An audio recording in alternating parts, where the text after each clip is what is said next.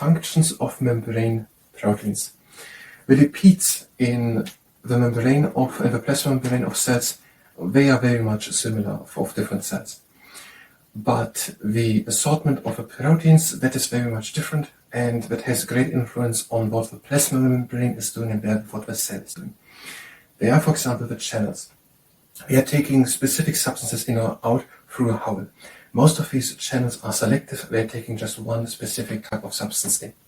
Therefore, many cells have different ones of these channels, selective channels, so that we can take different one for each one that's selective, in particular this one in. Then there are transporters. They are taking a substance and then they are shape-shifting and transporting it in, like a snake. They're taking it and then like a snake, they're bringing it in. For example, amino acids needed to synthesize proteins in the human body come through that way into a cell. Then there are receptors. There's a specific ligand called substance stuff, and that thing fits exactly therein. So having a specific shape or something, or somehow it works, it's not directly said how, that specifically this type of substance, this ligand, can dock onto it. And when it had docked there, it changes when the outside of a cell. It's not something differently because something else is now there. For example, antidiuretic things are docking in the kidneys that way on and changing their permeability. And then there are other things. There are then the cell identity markers, and there are glycolipids and glycoproteins, and for example, a major class of them are the major histocompatibility, and we are looking if a cell is of the same body as they are or of a different one, so we're checking for foreign ones. And when there are enzymes, for example, in the small intestine, there can be lactase in it, and if there comes now drunk for milk disaccharide lactose, they can take something in it, making a reaction and splitting it out again. So splitting up this disaccharide lactose in the small intestine. And whether which phase they are pointing these enzymes, where they are doing that thing, that job, that reaction. And then there are linkers, and they are taking a filament on the inside or outside, and that gives stability and structure to the cell, and also can help with movement, and they can also link with them to our cells. And that is according to Gerard Tatoga and Senegabowski's Principles of Anatomy and Physiology book on the pages 63 and 64, but this is no substitute for medical knowledge and also no medical advice. Hi, welcome. I'm trying to learn cytology. Today, functions of membrane proteins, and after we've done what we're going to do. Neckstretching. And if you participate in neckstretching, then werdet ihr auch müssen. Now, we read it already twice, but not this part here, so let's read it again. We read it fast. Let's do it again. So different membrane proteins largely reflect functions a cell can perform. I mean, the cell is doing what the membrane is enabling it to do. If there are no receptors or transmembrane proteins or things which take in this substance, the cell is never doing anything with this substance. It's a bit like that, that's the idea. Now, channel. There can be different types of these things, how things can come into the cell and out of the cell. Channels can be. And that allows specific substances to move through water-filled pore. Most plasma membranes include specific channels for several common ions. Now that is a bit complex expressed here. I think we mean, let's do it again. Some transmembrane proteins are channels that have a pore or hole through which a specific substance can flow into or out of a cell. Most channels are selective. They allow only a single type of ion to pass through. I think they mean that all selective channels are channels. Selective channels let through just one exact one, but even the channels are selective. I think I get it. Like on big motorways or big streets, the big lanes, if it comes whatever, I don't know what it's called, they were taking the money at some places. All of them are made just for vehicles. There are only cars coming through. And then there are specific lanes just for the trucks. And then there are even specific lanes just for the people who have paid in the internet or something, or for people who pay cash. So it is that all are channels, all have to be vehicles, And even when I was split it in the subgroup into only cars, no trucks or something like that, or only trucks here. And they are then sometimes split it again into here exactly only, they even, I think this is another idea. There are some specifically for people who can drive through, because we paid it previously, or they have paid for a whole year or something. I think that is how it works. So they're all channels, and some are specific, they're taking multiple through, they can go through normal cars, pickup cars, bigger cars, or even small trucks, and there are other ones where can go only trucks through. But then there are very specific ones, there are only trucks allowed to go through who have paid previously or something. I think that is one. So all our channels are all through only, already selected, you can only come here through if you have paid and if you have a vehicle and stuff like that. So no one can come there with their sheep herds and go through them. And then the specific one who's saying only trucks who have paid that and that money or something. Okay, these are channels, and the other way are, most of them are selective and saying exactly what type of vehicle should go through them.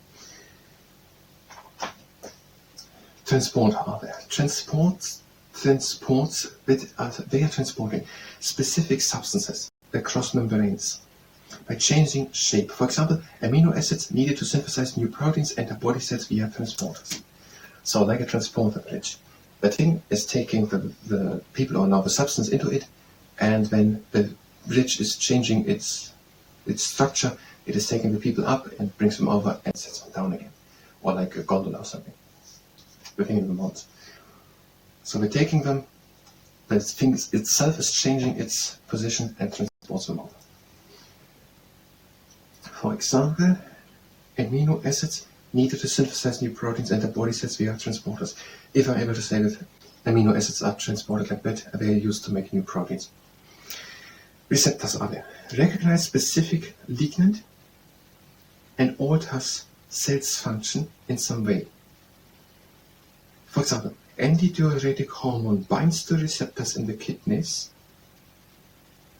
and change the water permeability of certain plasma membranes. Okay, they are landing there and change them what they are. It works like that. They are coming there and they are sticking them in it, and then that thing is closed, and therefore no water can flow anymore in it, and the thing is closed and has changed its shape. So the idea is they are just coming there, and when they're docking onto it, and when they have docked onto it, the cell has changed its property because now someone is there. I'm not really able to find a perfect example. There are multiple similar examples from nature or from other things. But basically, it docks a ligand, so a specific type of cell is docking onto it, and it sticks on there, and because it sticks there, it alters the shape of a cell and where how a cell is functioning. Let's read what we have said here. Integral proteins called receptors serve as cellular recognition sites. These proteins recognize and bind a specific molecule, such as the hormone insulin, or nutrients such as glucose, that is important for some cellular functions. A specific molecule that binds to a receptor is called a ligand of that receptor. Some integral and peripheral proteins are enzymes. So, a specific molecule can bind them. So it has a specific size to close it, like a lot of open pipes with different sizes, and it has to come the one in the proper size to close the pipe. And when it stays there, it alters in the shape. So these are the receptors. They're recepting something and it stays in there. The ligand. Enzymes. Catalyzes reaction inside or outside cell. Okay, depending on which direction the active site faces. For example, lactase protruding from epithelial cells leaning your small intestine splits the disaccharide lactose in the milk you drink. Now we're talking a couple of times of you, I mean every time an ordinary hypothetical human being which is supposed to read this. Now what is here happening? Catalyst reaction inside or outside cell, depending on which direction the active cell faces. So it makes stronger or faster. It catalyzes, it makes stronger or faster, it accelerates a reaction in or outside of a cell, depending on where it faces to. For example, how can lactase protrude? Okay, so somehow lactase can protrude. Is lactase just in it? There can be just an enzyme inside of the lipid bilayer inside of the membrane of a cell. Okay, there's just the enzyme lactase.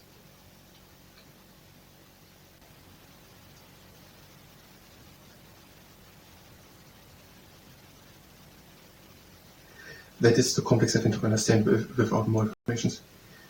They're saying something about the lactase enzyme is protruding into the inside of the small intestine and is splitting there the lactose, the disaccharide lactose, which could have happened to be there through drinking milk. I think that is what was said, but that I cannot completely follow because I don't have more information on it. Cell identity markers.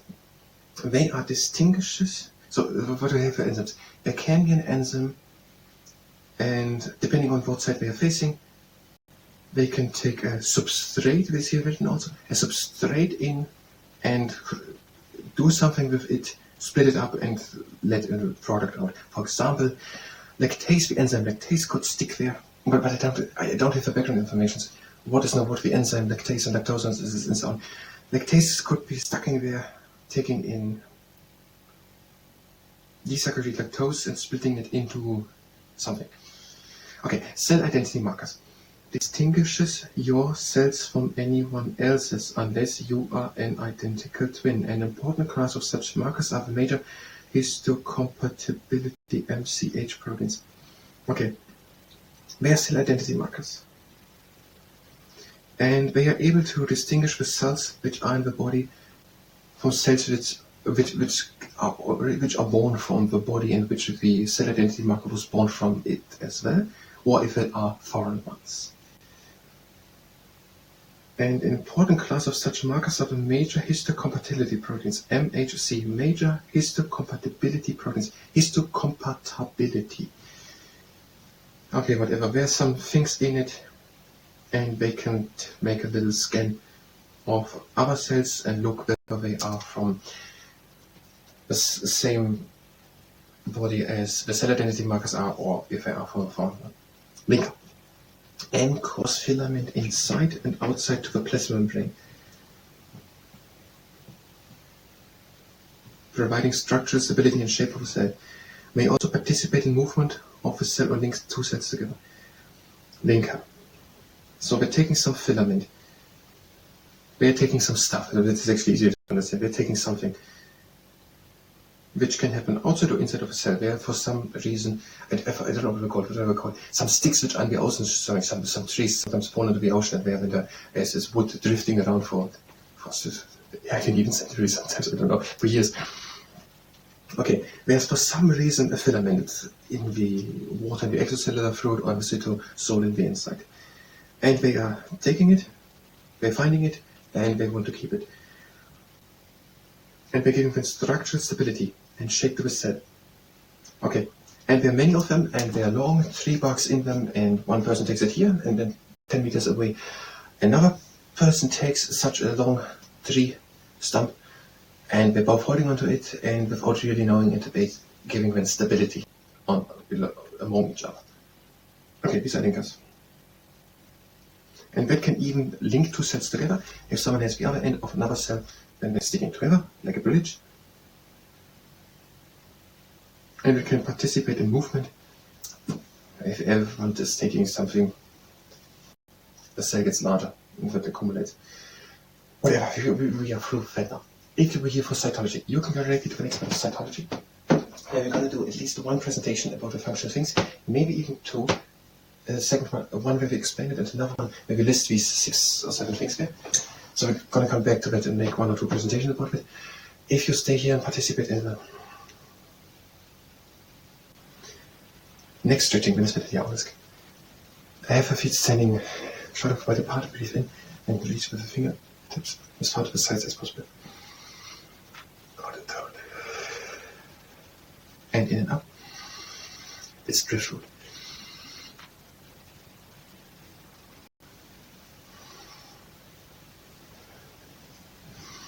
And at the next, there's a scene in Jack Reacher too. I like a driftwood with nothing to lose. It's a quote up from that movie. Now, Jack Reacher 1. Reach in front with the fingers. Up. And again in front. Up. And Now I have feet standing, not together, shoulder to right, yes, together.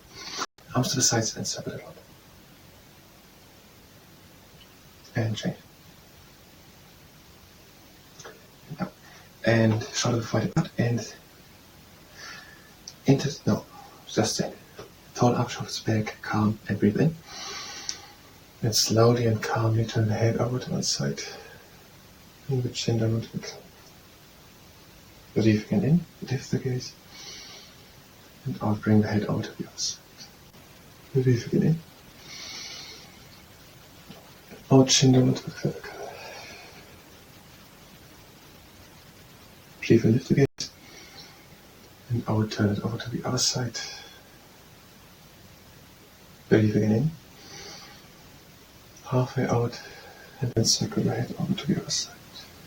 Breathe again in. And halfway out, and then circle the head back. Now have your feet standing, whatever. Stay still. Have your hands together and the elbows together and breathe in and reach up.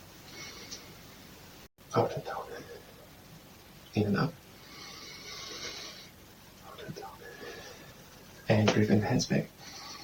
And out in the front. In and back. Out in the front. And now have the feet standing together, intertwine the fingers behind the back. Pull up, shoulders back, breathe in.